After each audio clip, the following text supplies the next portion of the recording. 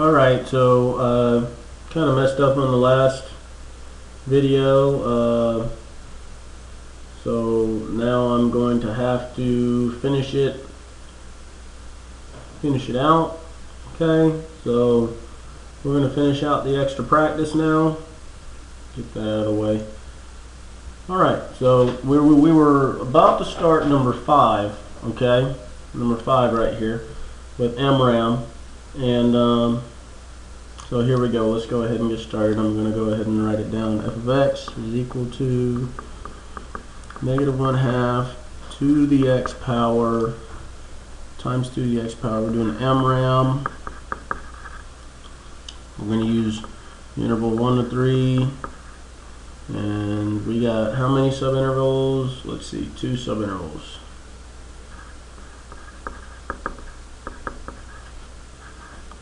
Alright, so here we go. Boom. Let's work it out. Alright, this one should be fairly quick and easy. It's not like a TRAM. It's not like a sine or a cosine either. I mean, it'll look funky, but it should be fairly easy. Notice here's the interval A, B. So we really only need 1, 2, 3. So if you can set your x min at maybe 0, x min 0, x max 3, that should help you. And I'm just gonna actually, you know what? I totally goofed that. This thing is flipped, so I need negative values. I need negative values for this. All right, so yeah, but still x min 0, x max 3.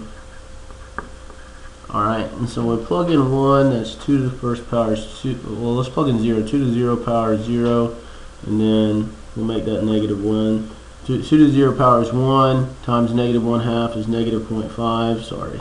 And then 2 to the first power is 2 times -1/2 is -1. 2 to the second power is 4 times -1/2 is -2. And 2 to the third power is 8 times -1/2 is -4. So there's our exponential function, kind of just easing on through, okay? And then we're doing the MRAM. 2 subintervals, 1 to 3, so obviously we've got, here's the middle, bam, that's where it hits. So man, there's our good rectangle right there.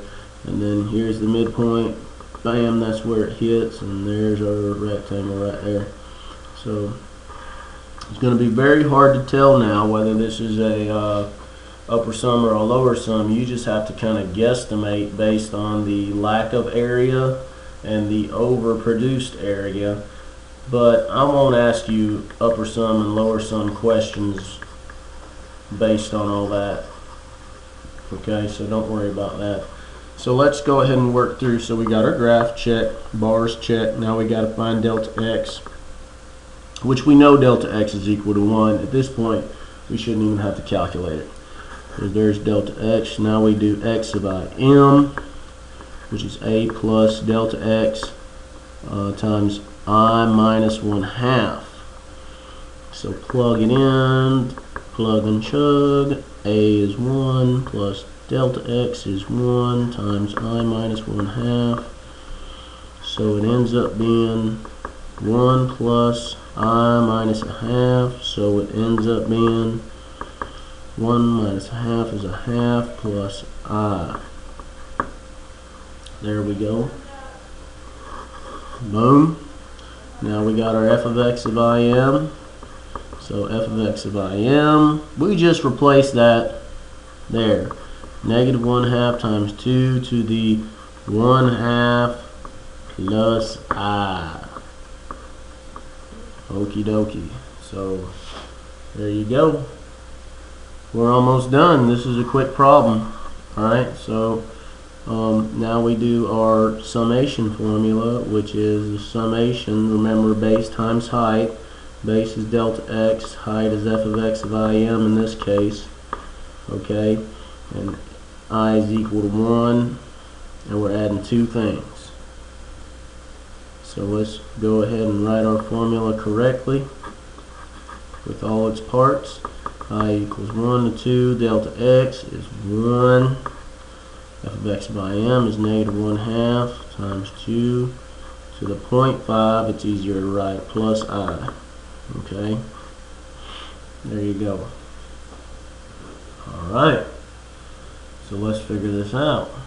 Alright, so this is not necessary, and I'm going to factor the negative 1/2 out. So all I'm adding, I'm plugging in 1.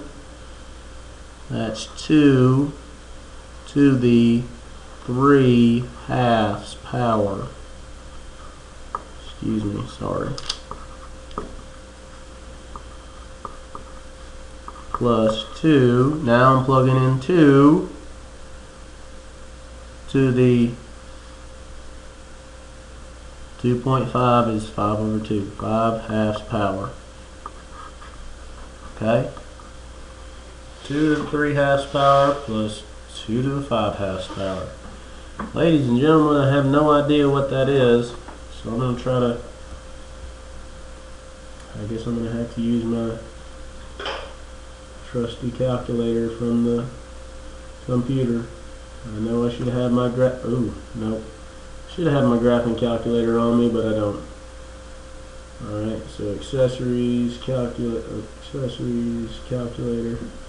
Alright, so I can use my computer calculator by going 2 x of y to the, come on now, to the, and I need parentheses, 3 divided by 2. Alright, that equals all that plus, where's my plus, plus 2 to the parentheses 5 divided by 2 and parentheses equals. Well, we get all that, and then you times, or really it's divided, it's times negative 1/2, so really it's divided by, not minus. Where's my negative?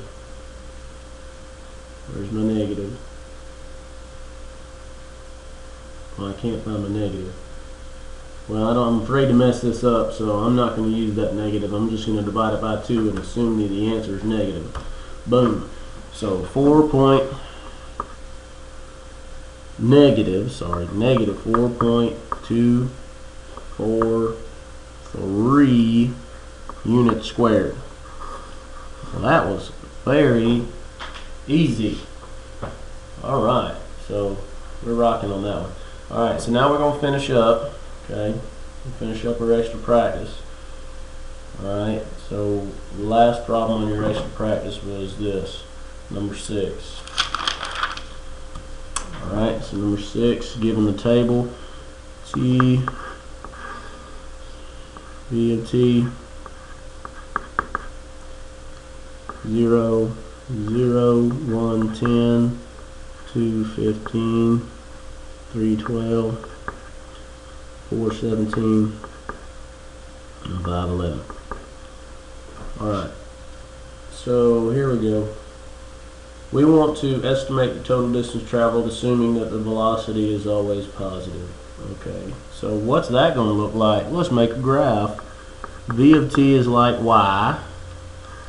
Oh my goodness, that's terrible. And T is like X. Well, V of T is Y and T is X. 1, 2, 3, 4, 5. Oh, that's kind of sloppy. Sorry. There we go. And all right. So we got a point at 0, 0, and then up over 1 up 10. Our highest is 17. So I'm gonna count by 5s. 5, 10, 15, 20. And so over 1 up 10, over 2 up 15, over 3 up 12. I go down a little bit, don't I? Over 4 up 17, that's the highest point I go, and then over 5 up 11. So I've got this going on, that's my velocity, right? And so I want to estimate the total distance traveled. So, and I want to do a, let's double check, it's got to be right, it's got to be an RRAM with 5 intervals, okay? Now here we're going to do it the easy way. What's the easy way? Basically you draw it and you add up your rectangles. So if I'm doing an RRAM, there's the right endpoint. There's the right endpoint. There's the right endpoint. There's the right endpoint. And there's the right endpoint. And there we go. I can color them in. I think based on what I see, this is probably going to be an upper sum. Now, just take a look at this. For the first second, you're going about 10 miles for the first hour, you're going about 10 miles an hour. Or is it miles per hour? Let's see. Let's assume it's miles per hour. Maybe, I don't know what moves 10 miles an hour, but anyway. So if you're moving 10 miles an hour for an hour, that's basically you've moved 10 miles. And if you're moving 15 miles per hour for another hour, you've done 15 miles of distance. We're going from velocity to distance here. So each bar area under the curve here represents a distance, if you will. So, and then, this is fairly easy now, but we got to know the points. Alright, that's 1, 10.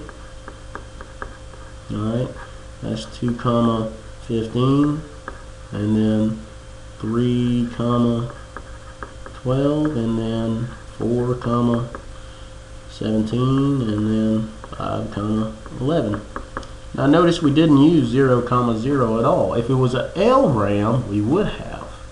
Alright, so from I equals 1, how many things we're adding? We're adding 5 things. We're doing just our base times the height, so that equals 1 times 10 and plus 1 times 15 plus 1 times 12 plus 1 times 17 plus 1 times 11. Okay, so 10 plus 15 plus 12 plus 17 plus 11. 25 and 12 is 37, and 7 more is 44, 54, and 55, and 65. So you end up with 65 units squared, or 65 units traveled.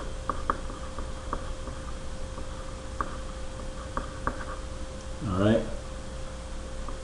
Or miles. If you want to say it's miles per hour, it would end up being miles traveled. If you want to say it's meters per second, it would end up being meters traveled, okay? Alright, well that's it guys. That's number 6. This is just like your test. I hope you understand it. If you have questions, email me or